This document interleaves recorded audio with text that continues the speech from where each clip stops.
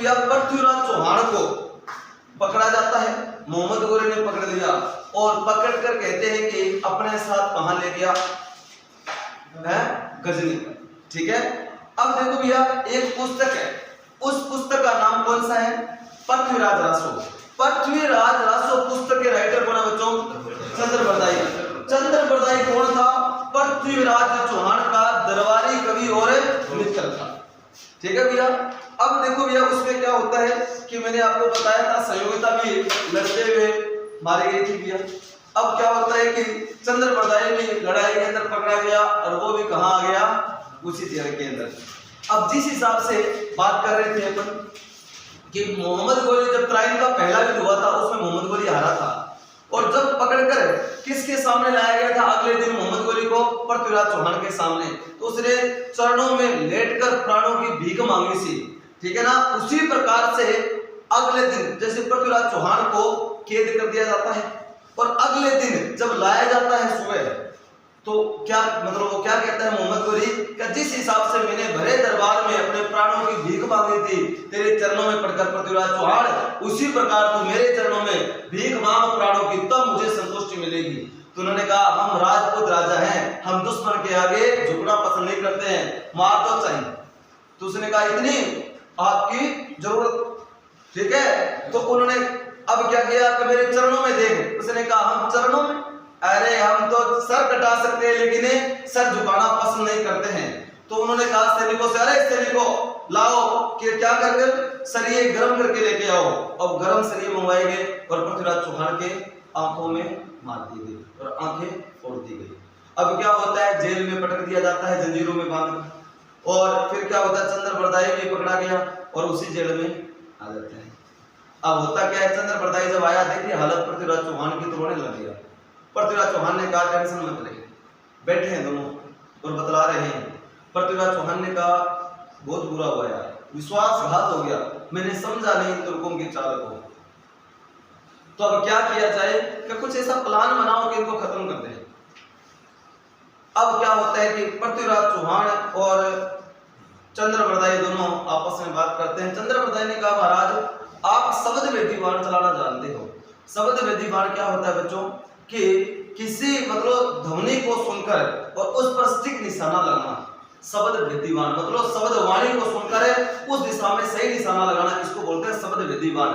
अगर मान लीजिए कोई रात्रि का समय है, ठीक है, कुछ दिखाई नहीं दे रहा है और मतलब आवाज सुनकर उस दिशा में सही निशाना अगर आप लगा सकते हो, ये तरकीब मैं बताऊंगा, प्लान रखूंगा, अगर बातों में आ गया मोहम्मद गोरी तो प्लान सक्सेस हो जाएगा। ठीक है प्रयास करो। अब भैया क्या होता है, अगले दिन है, सैनिक था, सुबह उन्होंने कहा कि किसने, चंद्रबरदाई ने मोहम्मद गोरी से मुझे मिलना है, सैनिक से ये बात कही। सैनिक ने कहा क्या कहा, मैं उनका पर्सनल बात करनी है उनसे। तो ठीक है, सैनिक क्या करता है, मोहम्मद गोरी के पास में चंद्रबरदाई को ले जाता है। चंद्रबरदाई ने कहा हे मोहम्मद गोरी, पृथ्वीराज चौहान एक ऐसी कला जानता है जो आपको नहीं आती किसी को। कौन सी कला का, शब्द वेदी बाण चलाने की कला। ये क्या होता है कि राजा तू बहुत बड़ा वीर है, तेरे पास बहुत बड़ी सेना है, लेकिन तू रात्रि का समय अगर तू दूसरे डाकुओं से, चोरों से या अपने दुश्मन से गिर जाए, उस कंडीशन के अंदर तू अपनी रक्षा कैसे कर पाएगा। और वो तकनीक कौन जानता है, पृथ्वीराज चौहान जानता है कि आवाज सुनकर उस दिशा में सही निशाना लगाना। तो ये बात है कि हाँ, तो उस कला का प्रदर्शन करो। बोले तो डेमो दो। ठीक है साहब, डेमो के लिए तैयार बैठे हम तो। अब क्या होता है, अगले दिन दरबार सजाया जाता है और दरबार सजाया जाता है और किसको बुलाया जाता है, पृथ्वीराज चौहान, चंद्रबरदाई और यहाँ पर मोहम्मद गोरी। दरबार सजाया गया और अब क्या होता है कि एक निशाने रखने के लिए क्या होता है कि कुछ दूरी के ऊपर रखी जाती है कोई वस्तु, उस पर निशाना लगाना है। और कोई भी प्रोग्राम होता है तो क्या करता है, राजा आदेश पारित करता है कि प्रोग्राम शुरू किया जाए। तो देखो भैया, पृथ्वीराज चौहान को निशाना लगाने के लिए कौन बोलता है, मोहम्मद गोरी। मोहम्मद गोरी ने बोला हे पृथ्वीराज चौहान, तू अपनी कला का प्रदर्शन कर और चला बाण दिशा के अंदर आवाज सुनकर। इतने में क्या होता है, इतने में चंद्रबरदाई पृथ्वीराज चौहान को सौंप दिया जाता है भैया तीर कमान है, ठीक है। और इधर अब कौन घूमता है उनके चारों तरफ, चंद्रबरदाई घूमता है। चंद्रबरदाई क्या कहता है, हे राजा तैयार कर अपना धनुष से और क्या करे, सामने दुश्मन है तेरा। और क्या बोला कि 4 बांस, अरे 4 बांस 24 गज अष्ट अंगुल प्रमाण ताऊ पर सुल्तान और मत चुके चौहान। ये बात बोली दिया। ये वाणी बोलते ही क्या हुआ कि पृथ्वीराज चौहान ने निशाना साधा और भैया डायरेक्ट तीर छोड़ा। और वो तीर कहाँ लगा जाके? मोहम्मद गोरी के माथे में लगा। Mohammad Ghori on the spot कर। ये बात अब पता चले क्या हुआ का हो गया साहब काम। तो अब क्या करे? चंद्रप्रदाय को बोला मैं दुश्मन के हाथों से मरना नहीं चाहता, तो क्या करे? तू मुझे मार दे, मैं तेरे को मार दूंगा। दूसरे का राजा जी आप मेरे भाई के समान हो, मैं आपके ऊपर, आप मेरे राजा भी हो, मैं आपके ऊपर कैसे हथियार या आपकी हत्या कर सकता हूं? उन्होंने कहा मैं दुश्मन के हाथों नहीं मरूंगा, तुझे मेरी सौगंध है। चंद्रप्रदाय चला तलवार। तो सौगंध दे दी तो ले भैया। तो क्या करते? तलवार मारते हैं। पृथ्वीराज चौहान की नाड़ करते उससे पहले ही पृथ्वीराज चौहान तलवार चला जाता है। दोनों ही ऑन द स्पॉट खत्म हो जाते हैं। ठीक है, ये हुए थे। तो कहा जाता है कि चंद्रप्रदाय और पृथ्वीराज चौहान के बारे में कि एक ही थाली में खाकर बड़े हुए थे और एक ही साथ मरे थे भैया। ये थे। ठीक है, ये अपने जो पूरी स्टोरी है किसमें बता रखे हैं? पृथ्वीराज रासो पुस्तक में। और इस पुस्तक को पूरा किसने किया था? चंद्रप्रदाय का बेटा ने पूरी किया था। ठीक है, ये कहानी है। लेकिन क्या होता है कि अपने जो, क्योंकि देखो आर्मी के अंदर ना सीबीएसई बोर्ड लगता है, उसका पैटर्न पर आधारित है। तो पृथ्वीराज चौहान की मृत्यु कहाँ हुई थी? दिल्ली में होगी थी। ये अपनी कहानी बताई जाती है। ठीक है, तो अब देखो भैया क्या है क्या नहीं, लेकिन अपने ध्यान रखना। तो युद्ध आएंगे अपने। तो त्राइन का पहला युद्ध कब हुआ? 1191 में। त्राइन का दूसरा युद्ध 1192 में। अब देखो भैया, अब मोहम्मद गोरी के सामने सबसे बड़ा मतलब दिल्ली पर राज करेगा। ठीक है, लेकिन सबसे बड़ी प्रॉब्लम कौन है? जयचंद गढ़वाल। उसको पता है दिल्ली पर निगाहें किसकी है? जयचंद गढ़वाल की। अब जयचंद गढ़वाल को भी पता है कि मोहम्मद गोरी को सटाना पड़ेगा, और इधर मोहम्मद गोरी को पता है जयचंद गढ़वाल को सटाना पड़ेगा। आपस में लड़ाई तो नहीं है। अब कौन सा युद्ध होगा? चंदावर का युद्ध। देखो बच्चों, कौन सा युद्ध? चंदावर का युद्ध। और चंदावर का युद्ध कब हुआ? 1194 में। ठीक है, तो देखो भैया, त्राइन का पहला युद्ध कब हुआ?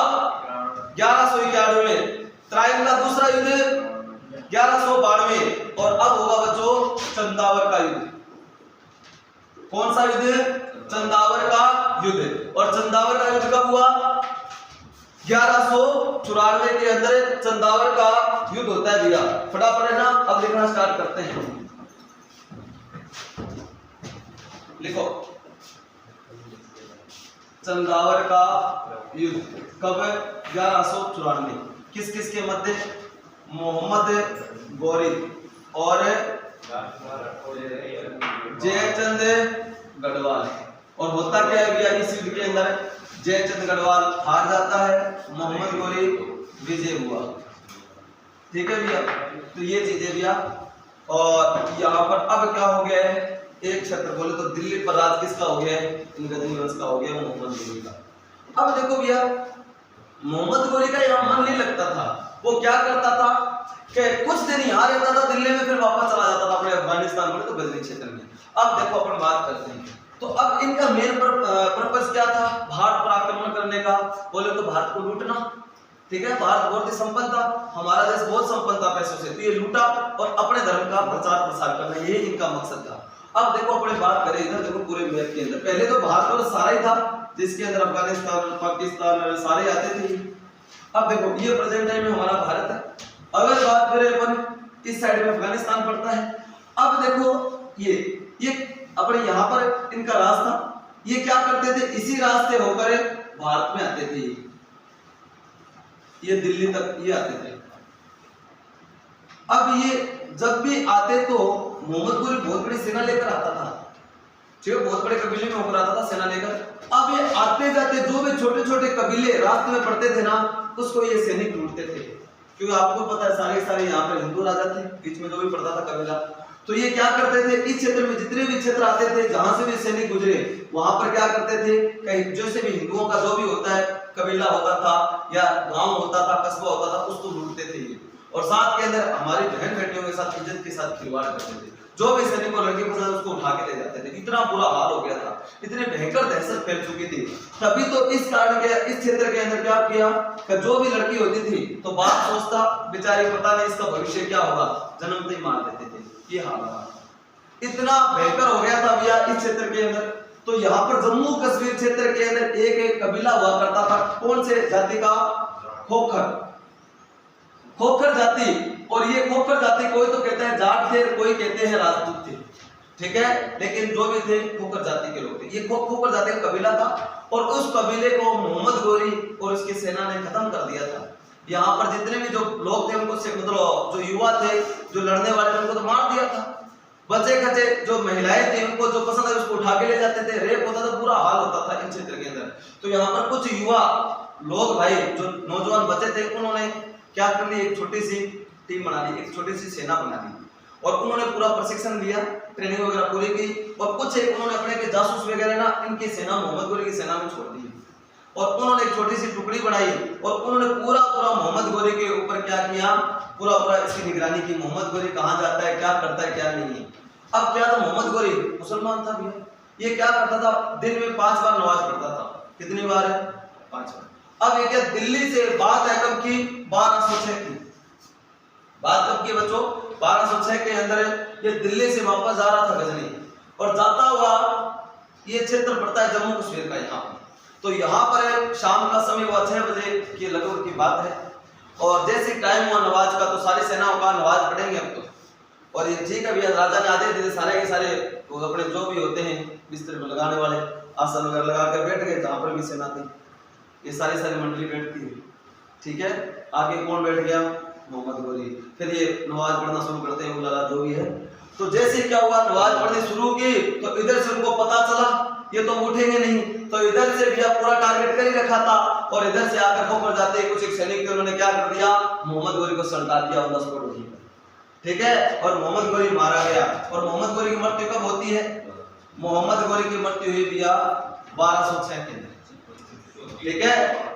क्या हुआ, तीर से तो वो क्या है कि अलग कहानी है, वो कौन बताता है, वो अपने चंद्र बरदाई जी बता रहे हैं पृथ्वीराज रासों में, लेकिन मृत्यु अब हुई है इसकी, वो कहानी अलग है और ये अलग है। तो अब देखो भैया, वो तो हमारे राजस्थान के अंदर बता रखा है, राजस्थान बोर्ड की बुकें आते हैं ना, तब उसके अंदर ये बता रखा है और जो एनसीईआरटी सीबीएसई बोर्ड है उसमें ये बता रखा है। तो ये देख लो भैया, मोहम्मद गोरी की मृत्यु कब हुई, 1206 के अंदर हुई थी। अब कहानी क्या होती है, देखो भैया, गुलाम परंपरा किसने चलाई थी, मोहम्मद गोरी ने, ठीक है। इसमें क्या होता था, मान लीजिए गुलाम कैसे होते थे, ये इनका एक बाजार लगता था, बाजार के अंदर जो क्या होते थे बलशाली जो लोग होते हैं ना, जैसे युवा कोई है, जवान छोरो है, वो क्या करता, युद्ध होती थी, युद्ध कला का कौशल होता था, उसमें लड़ाई होती थी नॉर्मल, और जो जीतता था उसकी बोलियां लगती थी। तो ये बोलियां राजा जो प्रधान सेनापति है वो इन मेलों में जाते थे और उनके अंदर जो सबसे संपन्न दिखता था उसको पैसे देकर खरीद के लाते थे, वो गुलाम होता था। और गुलाम क्या कुत्ता के समान होता है, कुत्ता बोले तो सबसे वफादार, ठीक है ना। तो ये गुलाम क्या राजा के बहुत वफादार होते थे। और मोहम्मद गोरी का गुलाम कौन था, कुतुबुद्दीन ऐबक।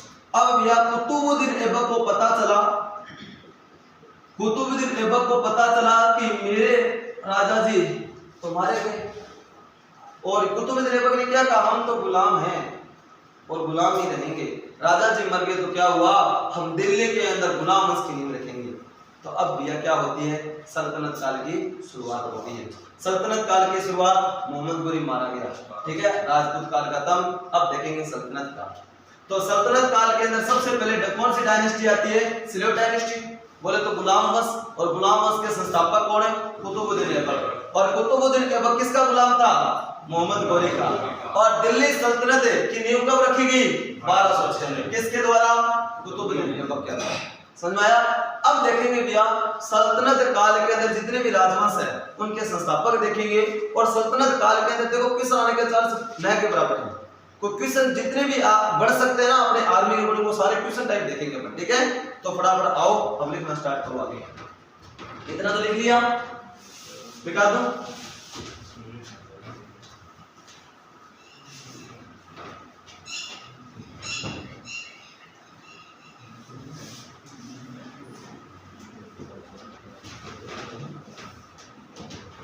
अब बात करें अपने सल्तनत काल, कब से कब तक है, 1206 से लेकर 1526 तक। सल्तनत काल में सबसे पहले कौन से वंश है, गुलाम वंश। उसके बाद में खिलजी वंश, खिलजी वंश के बाद में बच्चों तुगलक वंश, तुगलक वंश के बाद में सैयद वंश, और सैयद वंश के बाद में लोधी वंश। ठीक है, ये चीज है बच्चों, ये है सल्तनत काल। अब हाँ भाई गौरव आपसे क्वेश्चन है, आप बताओगे सभी के फाउंडर संस्थापक बताओगे। गुलाम वंश के संस्थापक कौन है? Very good, Qutubuddin Aibak. खिलजी वंश का संस्थापक कौन है?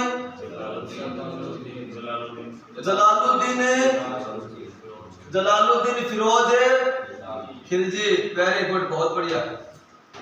अगर बात करें तुगलक वंश का संस्थापक है, वेरी गुड, गियासुद्दीन तुगलक। उसके बाद सैयद वंश का संस्थापक है खिज्र खान,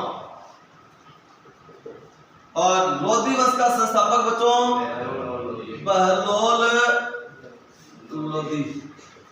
ये देखो, अपने को संस्थापक याद रखने हैं, पेपर में अपने संस्थापक आ सकते हैं, एक क्वेश्चन लगभग आते जाता है संस्थापक का, तो इनके संस्थापक याद रखो। साथ साथ में मैं आपको अंतिम राजा भी बता देता हूँ इस राजवंश का। तो देखो बच्चों, गुलाम वंश की बात करें, संस्थापक कौन था? कुतुबुद्दीन ऐबक। और गुलाम वंश का अंतिम राजा कौन दिया? शमसुद्दीन तैमूर या शंभुद्दीन तैमूर। अंतिम राजा की बात करते हैं इस वंश के, तो शमसुद्दीन तैमूर। ठीक है, अगर बात करें खिलजी वंश का अंतिम, वेरी गुड, जलालुद्दीन खिलजी, फिर अलाउद्दीन खिलजी और उसका बेटा मुबारक खिलजी। उसके बाद बात करें तुगलक वंश। तुगलक वंश का संस्थापक कौन है? गियासुद्दीन। और अंतिम शासक बताओ? नसरुद्दीन तुगलक। और सैयद वंश का अंतिम शासक है आलम शाह।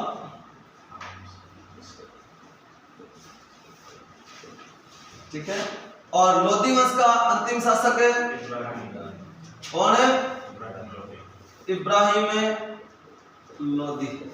ये देखो, तो अपने को पता होना चाहिए, पहले तो इनका वंश के संस्थापक याद रखो, फाउंडर कौन है। हाँ भाई, पहला क्वेश्चन आपसे, हाँ विजय, स्लेव डायनेस्टी के फाउंडर कौन? हाँ, खिलजी, जलालुद्दीन। तुगलक वंश के सैयद वंश का खिज्र खान, लोधी वंश का बहलोल लोधी। ठीक है, ये तो संस्थापक है, और ये है भैया अंतिम शासक। ये सारे के सारे आपको याद होना चाहिए ये चीज। ठीक है, इसी हिसाब से आपको याद करना है। फिर अपन इनका टाइम पीरियड देख लेते हैं, ये गुलाम वंश कब से कब तक चला था। हाँ भाई विजय, आप बताओगे गुलाम वंश कब से कब तक? 1206 से लेकर 1290 तक का। खिलजी वंश है 1290 से लेकर 1320। तुगलक वंश है 1320 से लेकर 1398। सैयद वंश है 1414 से लेकर 1451, और 1451 से लेकर 1526। ये है भैया। तो आप कहोगे सर ये बीच में ये क्या हुआ? वेरी गुड है, यहाँ पर कौन आएगा? 1398 में भारत पर आक्रमण कौन करेगा? तैमूर लंगड़ा, वो आएगा यहाँ पर, तैमूर लंगड़ा। ठीक है ना, तैमूर लंगड़े ने भारत पर आक्रमण कब किया?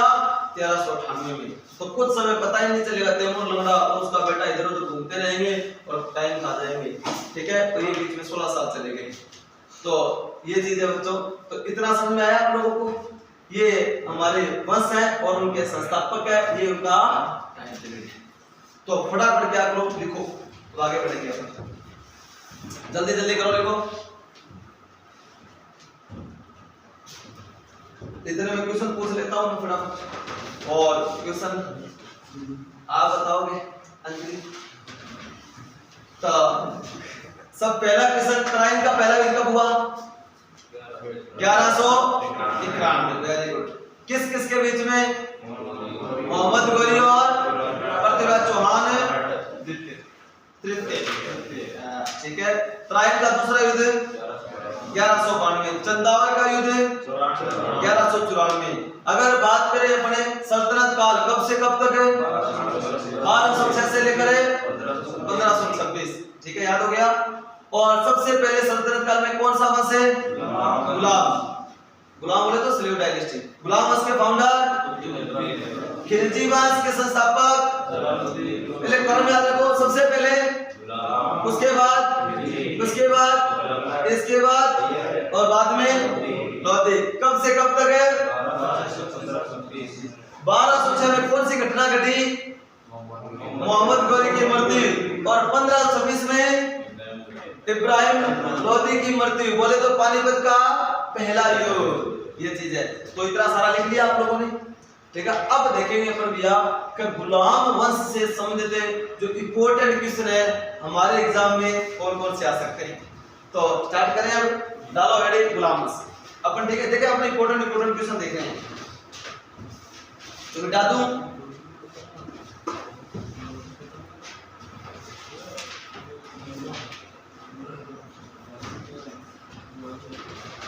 देखो भैया, हाँ परवीन, गुलाम वंश पहला क्वेश्चन है। गुलाम वंश का संस्थापक कौन है? कुतुबुद्दीन ऐबक।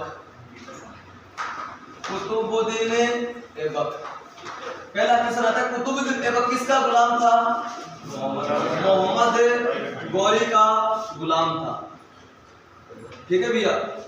ये इतना ज्यादा वफादार था कि मोहम्मद गौरी के मतलब ये होता था कि ये राजा बन गया ना तब भी खुद को सुल्तान घोषित नहीं किया, खुद को गुलाम ही रखा। एक क्वेश्चन आता है क्या मतलब दिल्ली सल्तनत का पहला सुल्तान कौन था? इल्तुतमिश, ठीक है ना। ये चीज है। तो क्योंकि कुतुबुद्दीन ऐबक तो खुद को राजा घोषित ही नहीं किया, होगा मैं तो गुलाम था, गुलाम ही रहूंगा, मेरे राजा जी मर गए तो क्या हुआ।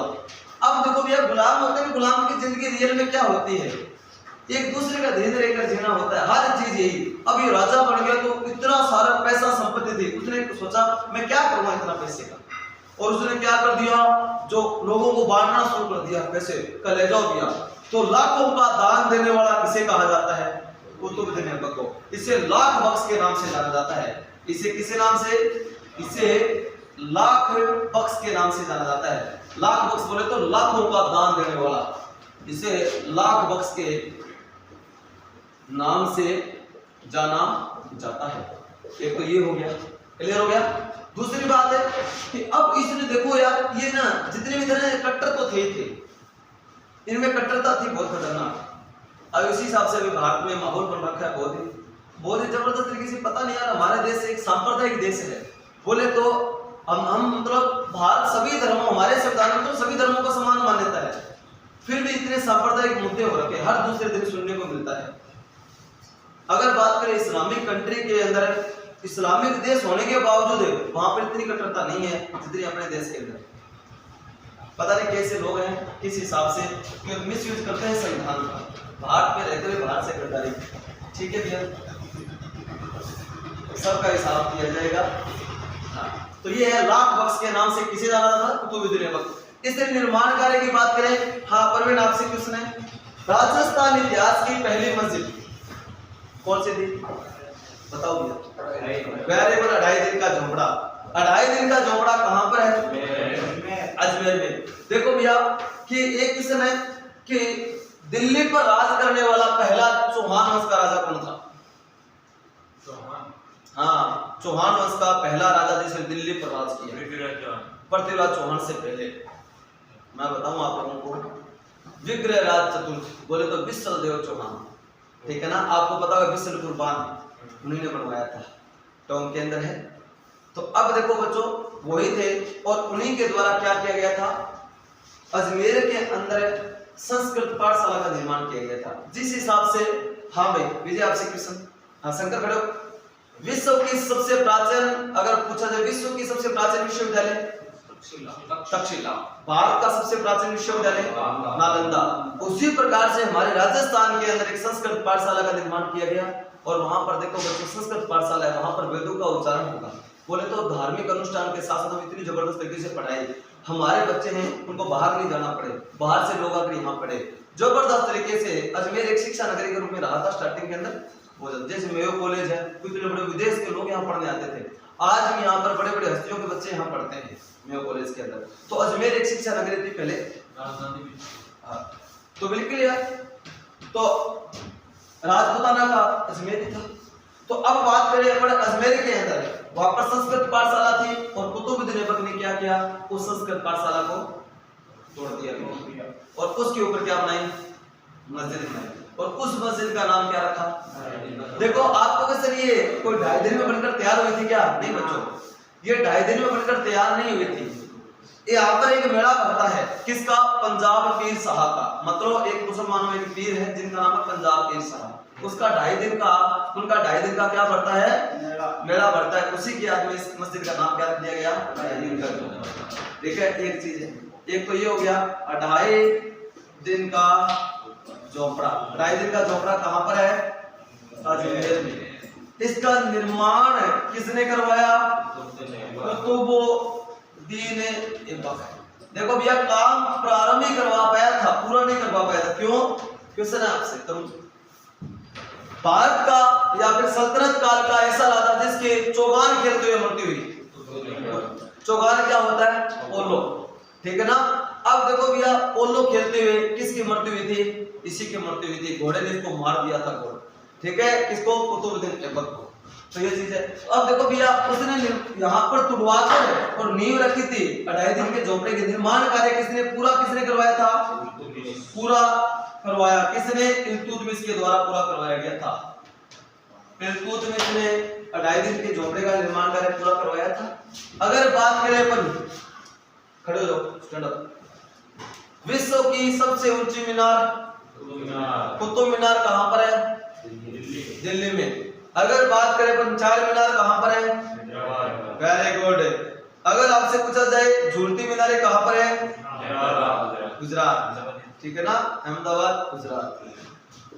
देखो भैया, विश्व की सबसे ऊंची मीनार है कुतुब मीनार, और कुतुब मीनार कहां पर है? दिल्ली के अंदर है। ठीक है बच्चों, ये क्या है बच्चों? विश्व की सबसे ऊंची मीनार, विश्व की सबसे ऊंची मीनार कुतुब मीनार। और कुतुब मीनार की ऊंचाई कितनी तरुण? वेरी गुड, 72.5, ये 72.5 मीटर इसकी ऊंचाई है। और क्वेश्चन आता है, कुतुब मीनार का निर्माण किसके द्वारा करवाया गया? देखो बच्चों, अगर सीधा आएगा तो आप कुतुबुद्दीन ऐबक कहोगे। एक क्वेश्चन है टीलू आपसे, टीलू हाँ, तो राहुल बताएगा। राहुल आप बताओ, कुतुब मीनार ये कितने मंजिला इमारत है? 5 मंजिला। 5 मंजिला है, 6 मंजिला है, 7 मंजिला? चलो कोई बात नहीं, वर्तमान में तो है ये 6 मंजिला, पहले थी ये 7 मंजिला। पहले मंजिल का निर्माण किसने करवाया था? कुतुबुद्दीन ऐबक ने। 1 मंजिल करवाई वो सल्तनत की। फिर एमा ऊपर 4 मंजिल कौन करवाई? इल्तुतमिश ने। इसके ऊपर 4 मंजिल किसने करवाई? 4 मंजिल बनाई थी इल्तुतमिश ने। तो कितना मंजिल होगी डाबरो? पहली मंजिल तो करवाई कुतुबुद्दीन ऐबक, ऊपर 4 मंजिल इल्तुतमिश है। और भैया एमा ऊपर 2 मंजिल को निर्माण कौन करवायो? फिरोज शाह तुगलक। किसके द्वारा? फिरोज शाह तुगलक के द्वारा ऊपर 2 मंजिल। एक कितनी मंजिल होगी? 5 और 2 7 है। लेकिन भैया दिल्ली में आयो तो खेड़ो तगड़ो आंधी आई और ऊपर ले मंजिल टूट गई तो मैंने ऊपर से कर दी, ठीक है, तोड़ ताड़ साफ कर दी। वर्तमान में कितना मंजिल है? 6 मंजिल है। क्वेश्चन आओगे, कुतुब मीनार का पूर्ण निर्माण किसने करवाया? ऑप्शन में इल्तुतमिश है तो इल्तुतमिश करके आना, अगर ये ऑप्शन में नहीं है तो फिरोज शाह तुगलक करके आना, ठीक है, ऑप्शन पे डिपेंड करेगा। तो सीधा आ गया, कुतुब मीनार का निर्माण किसने करवाया? कुतुबुद्दीन ऐबक। पूर्ण निर्माण इल्तुतमिश नहीं है, ठीक है, ये चीज। वर्तमान में कितना मंजिला है ये? 6 मंजिला है। और ये देखो, इनको और तो जगह मिली नहीं थी यार मीनार बनाने के लिए। वहां पर विष्णु भगवान का मंदिर था, उसको तोड़ा। विष्णु पद नाम से इस हिसाब से बोले तो विष्णु भगवान बैठे थे, ऊपर शेष नाग की मूर्ति थी और एक गोला करती हुई थी, और कहते हैं कि माँ लक्ष्मी जी चरण दबा रहे थे, इस हिसाब से मूर्ति बनाई गई थी बहुत ऊंची, और उसी को तोड़ा और वहीं पर बनाई मीनार खड़ी कर दी। हाँ, इतना उतनी ऊंची थी वो, इतनी मतलब पूरी दिल्ली की शोभा कही जाती थी। ये है भैया, और उसको तोड़कर ये बनाई गई थी। तो कट्टरता तो थी भी है, कोई बात नहीं, सब सल्ट गए हिसाब से, ठीक है। तो ये है अपने कुतुबुद्दीन ऐबक के बारे में इतना सा ध्यान रखना है। आगे बढ़ते हैं अपन। कुतुबुद्दीन ऐबक की मृत्यु कैसे हुई? चौगाल खेलते हुए। तो लिखो भैया, इतिहास का ऐसा राजा जिसके चौगाल खेलते हुए मृत्यु हुई, कुतुबुद्दीन ऐबक। लिखो फटाफट, लिख लिए। इतिहास का ऐसा राजा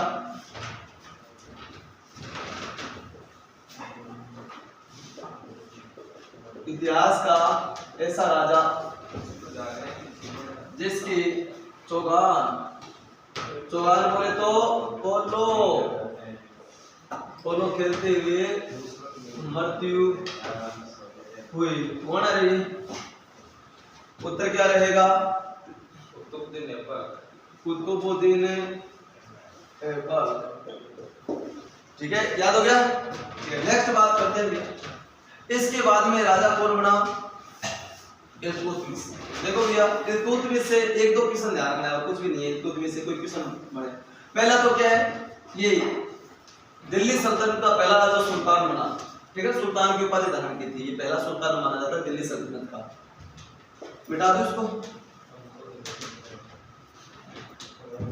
हाँ। और आगे नेक्स्ट, एक आपने नाम सुना होगा मंगोल साम्राज्य का। मंगोल साम्राज्य के फाउंडर कौन थे? Genghis Khan. मैंने आपको पूरा ही बताया था, तो बस अब इतना ध्यान रखो कि जो चंगेज खान था और वो मंगोल साम्राज्य के संस्थापक थे, वे बहुत ही खतरनाक राजा। इतिहास के अंदर चंगेज खान से खतरनाक राजा कोई वही नहीं है, इतना बर्बर शासक था, ठीक है। और उसने लगभग पूरे विश्व के 1/4 भूभाग पर राज कर लिया था। आज भी कहा जाता है कि कितना % पॉपुलेशन आज चंगेज खान के परिवार से मर जाती है? 1 करोड़ से भी ज्यादा। 1 करोड़ तो बहुत कम है, 1 अरब बोल भाई, 1 अरब से ज्यादा आज अगर पॉपुलेशन की बात करें तो चंगेज खान के वंश से मानी जाती है। बोले तो जहां भी गया अपना DNA छोड़ के आया था। कौन भैया? Genghis Khan. ये था भैया मंगोल साम्राज्य का संस्थापक। अब यह चंगेज खान ने भारत पर आक्रमण किया, और भारत को चंगेज खान के आक्रमण से किसने बचाया था? इल्तुतमिश, ठीक है ना। एक तो इतना से याद रखना है।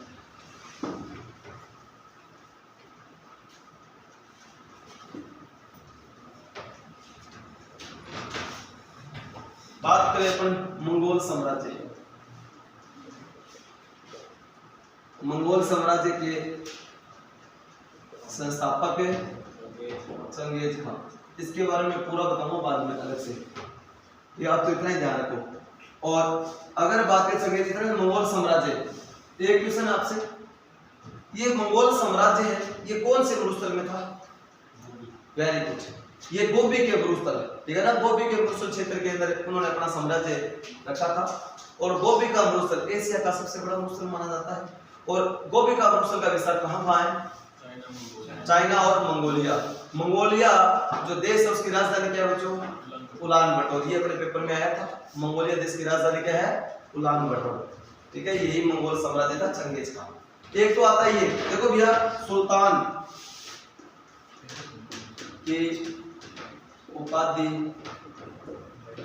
धारण करने वाला पहला सल्तनत राजा, पहला सल्तनत शासक, ठीक है। सल्तनत काल का पहला राजा जिसने सुल्तान की उपाधि धारण की, ठीक है ना। पहला सुल्तान यही था, इल्तुतमिश।